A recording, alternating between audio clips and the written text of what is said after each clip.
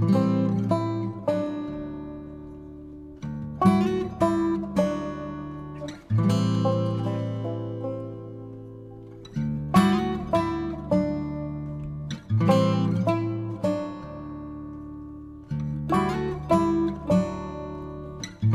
CS3 is a unique meeting that allows the scientists from 4 different countries to come together and think about a really important societal issue.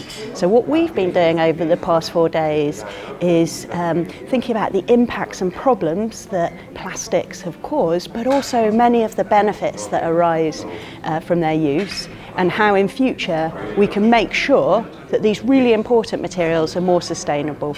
Chemistry is absolutely central to tackling both the pollution problem and making sure that in future we molecularly engineer or redesign these materials so that they limit environmental impacts and across the way that they're made throughout their life cycle.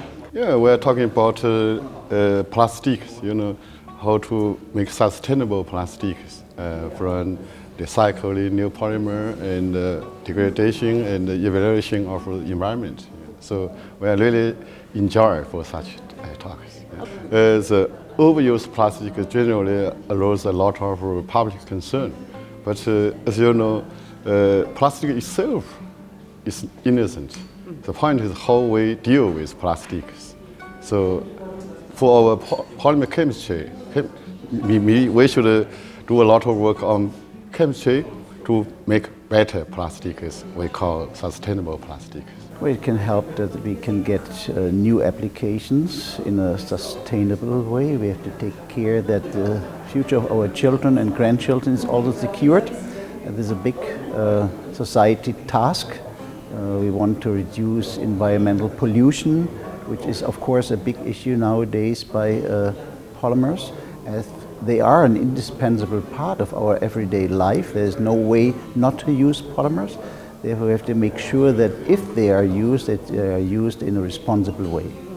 There's done a lot of new plastic research in all kinds of different directions of all countries, and if you see, for example, applications in agricultural fields nowadays to increase the crop production, which is absolutely essential with the growing population, more efficiency and so on, and here play polymers a key role. But what we've been focusing on in this meeting is how chemistry can help. And we need to think of this both in terms of the environmental problem, but also the waste of these wonderful resources.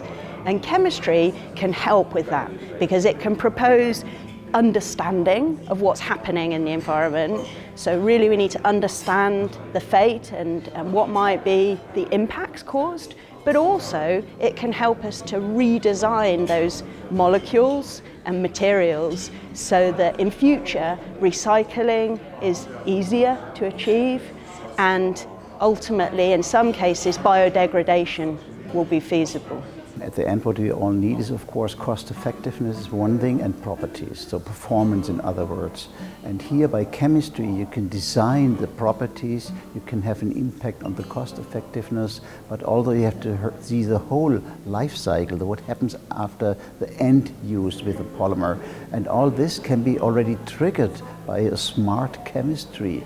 The sustainable polymer still needs time, but chemistry can contribute a lot. So we focus on chemistry, we are sure we can solve the problem. We have been very application aware. As a community, we tend to be very strongly linked with application, manufacturing, and even end users. And so whilst we can't give you when will this be possible because it involves other people in delivering that, what we can tell you is that we haven't sat here and proposed a theoretical solution. We've been very mindful of the need for this to work and deliver and to do so quickly.